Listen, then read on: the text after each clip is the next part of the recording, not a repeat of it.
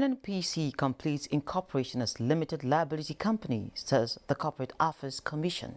Sweden unveils 5-year policy to reposition the nation's MSMEs for improved performance. Mainland Chinese stocks rise. Official data show unexpected contraction in China factory activity. And oil falls after U.S. inventories pose surprise gains. Details of these and more on Business Express on the network service of the NTA. And we're reaching you live from Abuja, Nigeria's capital. I am Leah Kating, Baba today.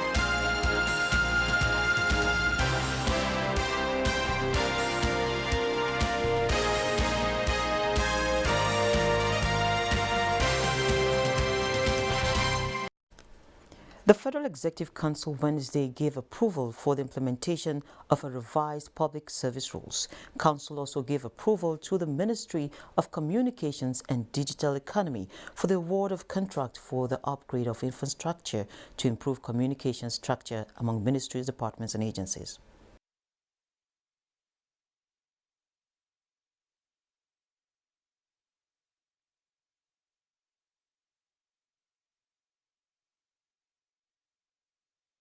Honorable Minister of Communication presented the memo today, and that memo was to seek Council's approval for the award of contract for the provision of project management services for the implementation of the local area network infrastructure upgrade project in identified ministries, departments, and agencies.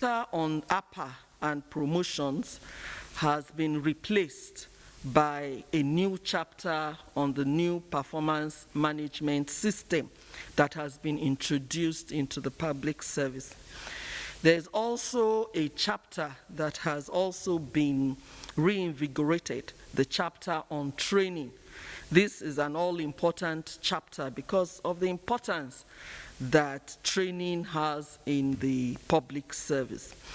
We also have a new chapter on virtual meetings. Now, still with the public service sector, the Accountant General of the Federation, Ahmed Idris, says the Integrated Payroll and Personal Information System IP's role players in ministries, departments and agencies will be held responsible for their activities on the IP's platform, and any of them that is culpable in infraction will be dealt with decisively according to the laws by the government. He said these are the final phase of the nationwide training for IP's role players held in Minna, Niger State. The Accountant General of the Federation, who was represented at the occasion, reminded the IP's role players that they are an important part of the complex machinery meant to sustain a flawless payroll system, and advised that they should be honest, diligent, and correctly apply the ideas gained at the training in carrying out the responsibility assigned to them. IP's role players are staff of MDAs, including tertiary institutions and the police, that are being granted access to carry out certain roles on the centralized IP's platform. Recently, the Office of the Accountant General of the Federation announced the decentralization of the operations of IPs. The Corporate Affairs Commission, CAC, says it has completed the incorporation of Nigerian National Petroleum Company, NNPC Limited, in accordance with provisions of the Petroleum Industry Act 2021, which was signed into law by President Muhammadu Buhari in August. According to CAC's Registrar General Garba Abubakar, the registration was completed the same day after fulfilling all requirements set for the incorporation of the NNPC Limited, Section 53, Subsection 1 of the Petroleum Industry Act 2021 requires the Minister of Petroleum Resources to cause for the incorporation of the NNPC Limited within 6 months of the enactment of the PIA in consultation with the Minister of Finance on the nominal shares of the company.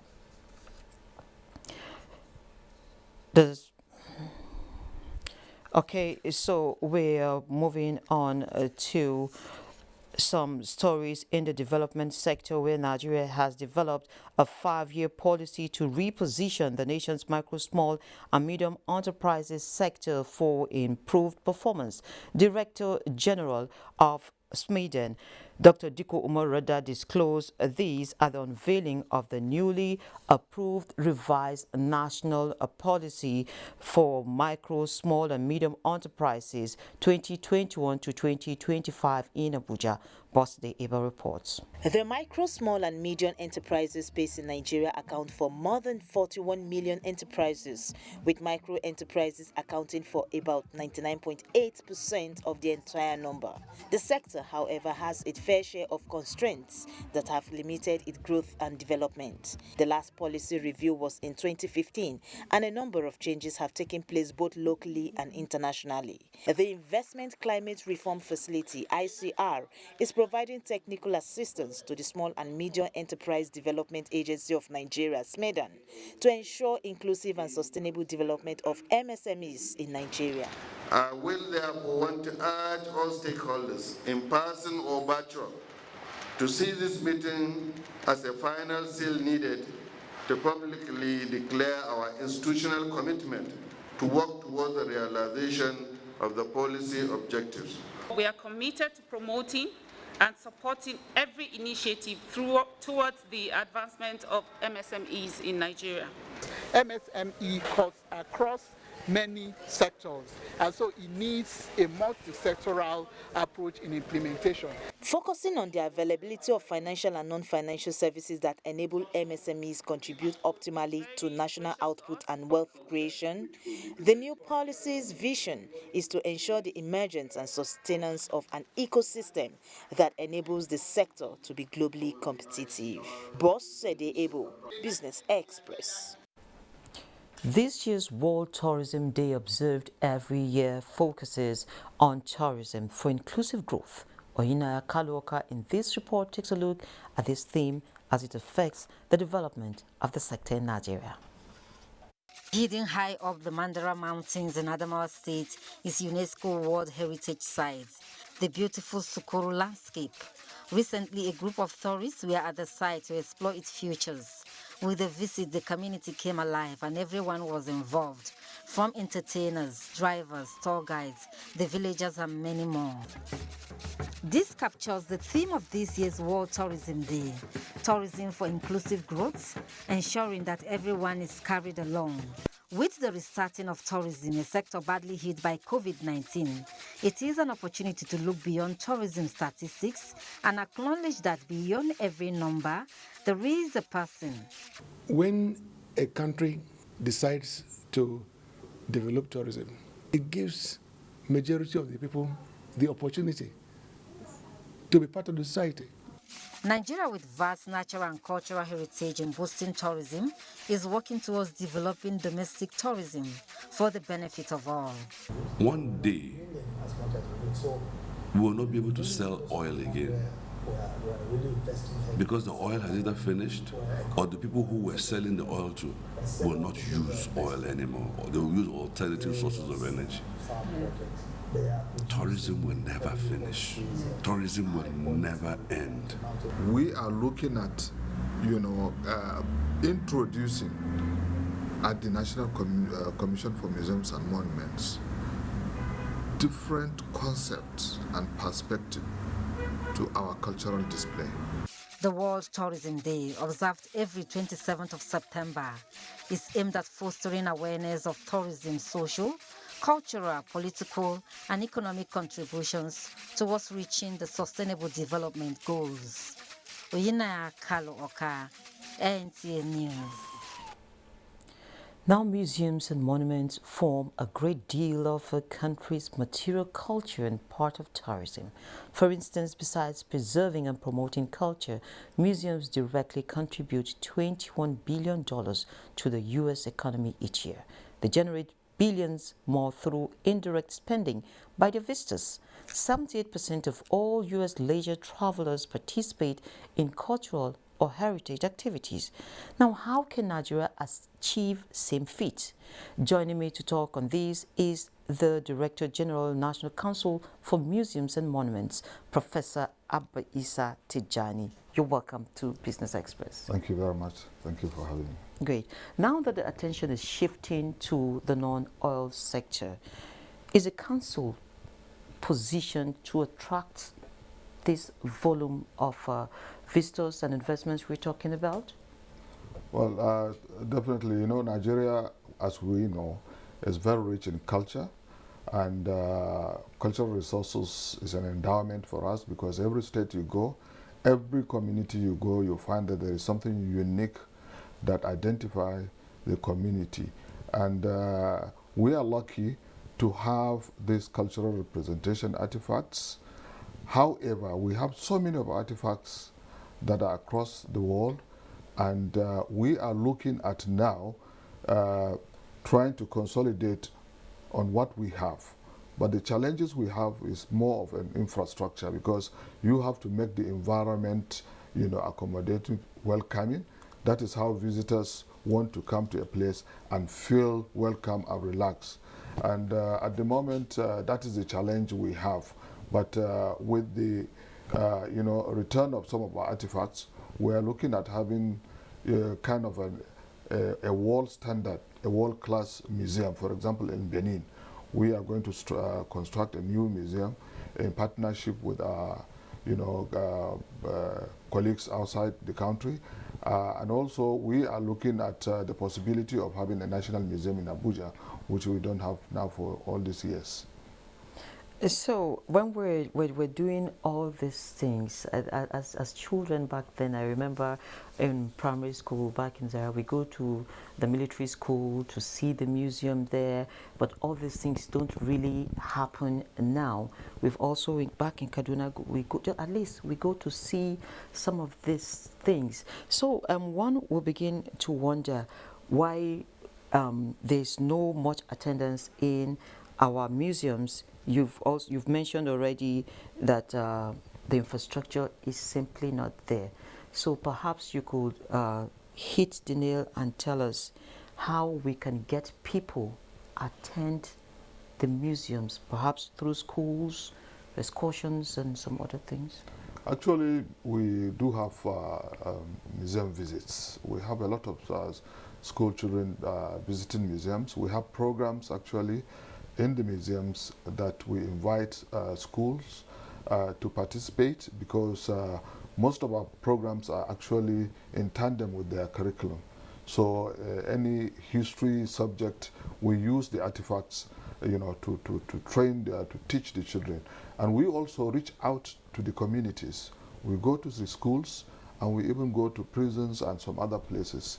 So we are not just sitting and waiting in the museum for our visitors, but we do outreach programs. However, there is lack of awareness. That is the major problem. And we are doing that, and we are actually working with the states and with the communities and the traditional institutions. That's why when I took over last year, I have gone to so many communities, I visited some traditional rulers, and we are going to partner so that we'll make museum now a place where people can go and identify about their past, associate with their artifacts, and understand the history and culture of others. So we are now creating awareness, and I think there is lack of awareness. That is what I understand, and we need to do some pamphlets and advertisements and the rest, so that people will be aware that we have museums in their communities, because we have museums in every state of the country, and in some states we have more than one. And in addition to that, we also have national monuments. which are also places where people can go and see, some symbolic structures about the culture and heritage of the people. So the key is awareness, actually. Okay, so while we work on this awareness, do you have any sort of private sector role or a sort of alignment? I'm asking these questions because most people who go visit these places will end up wanting to at least have something to take back home. So do you have any private-driven arrangement? Yes, when I took over in September last year, one of the areas I looked at is this partnership with the private sector and individuals who are interested in museums. So I have been able to reach out. That is how we were able to renovate the Museum of the late Sir Abubakar Tafawa Balewa in Bauchi. And also we have individuals that have contributed to the exhibition of our collections in Calabar and in some other places. So we are partnering with the NGOs, with interested individuals, and that is how we make the place attractive and how we will be able to renovate some of our museums, because government alone cannot do it. So we are doing that, and also we want to also partner with the banks. I've said it from the beginning, and I still have it as part of my agenda to partner with banks so that we'll be able to create some exhibition areas in the banking halls so that people don't have to just go to the museums. They can see the artifacts there when they are doing their banking, activities, so that they will be able to understand, and that will even attract them to go to the museums. So these are the kind of things we are looking at, and we'll soon partner with the banks as well in this respect. How about the airports? Of course, airport. We still have some of our artifacts in some of the, airports, and we are looking forward to expanding this. And soon I will link with my colleague with Fan, and then see how we can have our artifacts displayed. We do have some of our artifacts in some of the airports, of course. Yes. So during the pandemic last year, a lot of jobs were lost in the tourism sector. How did it affect the museums and monuments, which is your own divide? Of course, we had lots of challenge during the pandemic. Most of our museums were, shut down, and we were not able to record visitors simply because of the COVID-19 protocol and social distancing and so on. That has affected the industry, of course. But that is how we now came about this virtual display of some of our objects. We are doing it still. If you go to our website in collaboration with the Active Projectile, we do portray our collections online, and we have created a login. People can subscribe and then see the artifacts online. So we didn't just shut down the museums and didn't enable people to see or interact with our museums or our artifacts. So we actually created enabling environment for them online to access some of our artifacts. How has the reception been? Well, it's a lot of people are actually participating, and we are also partnering with some of the embassies in digitization of our artifacts, across the museums. That is ongoing, and that will enable us to have a virtual, exhibition of our artifacts and of our heritage sites across the country. Okay, thank you. I must sincerely say thank you, Professor Abba Tijani, for coming on Business Express this morning. And we're also hoping that you will take us on tour to one of the museums to see for ourselves the new things there. You are welcome. Definitely, I will do that whenever you are ready. Okay. Thank you very much for You're having me. You're welcome. Thank you. On surviving COVID-19, today we look at the story of a young woman whose business seemed to be flourishing when suddenly things took a twist. Hers is a story of a fashion designer turned dancer.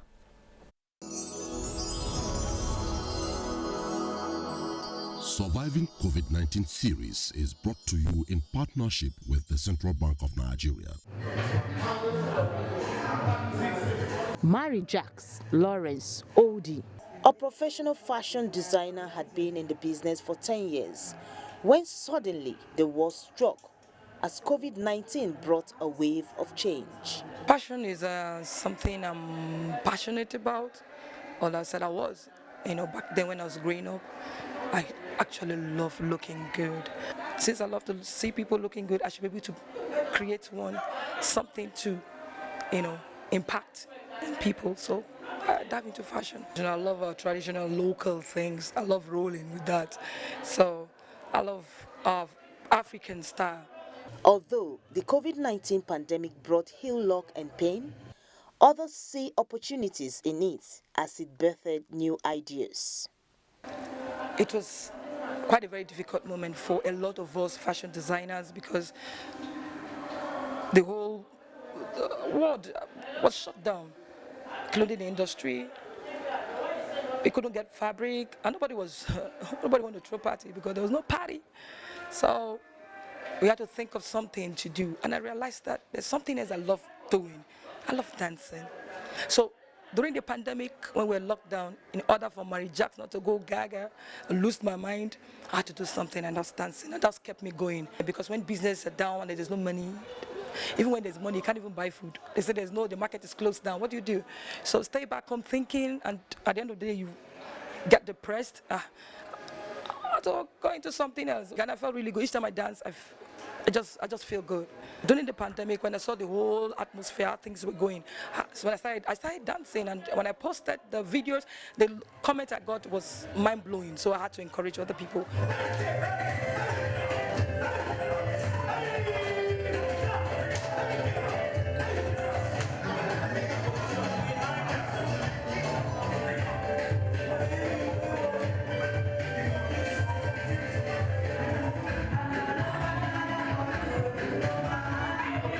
Just like her motto, anybody can dance, Maria says.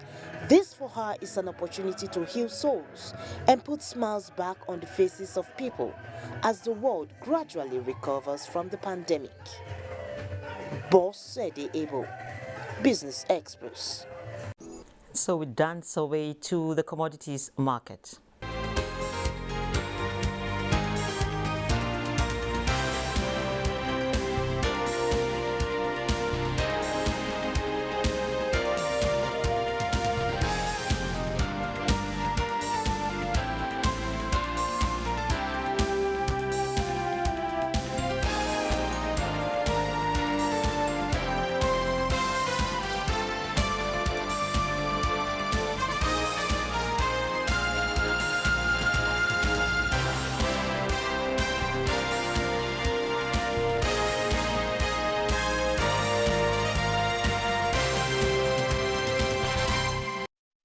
It's a positive opening at the Nigerian equities market as stocks appreciated midweek, eroding losses recorded earlier in the week to see the all-share index log in 1.89% rise. Mainland Chinese stocks also rose as official data show unexpected contraction in factory activities. Boss the able again has global stock market. On Thursday, investors in Europe will be keeping an eye on a number of important data releases, including the latest UK quarterly GDP figures, the Eurozone latest unemployment data, among others. However, European stocks are expected to open higher on Thursday, unperturbed by declines in Asia-Pacific overnight and U.S. markets on Wednesday. Shares in Asia-Pacific traded mixed on Thursday as investors reacted to the release of Chinese factory activity data for September. Mainland Chinese stocks advanced, with Shanghai Composite up 0.88%. Hong Kong's Hang Seng Index, on the other hand, fell 0.24%, and Nikkei 225 also slipped 0.31%. U.S. stock index futures jumped during early morning trading on Thursday after tech stocks dipped again on Wednesday as investors digest the impact from higher rates. Futures contracts tied to the Dow Jones Industrial Average gained 264 points.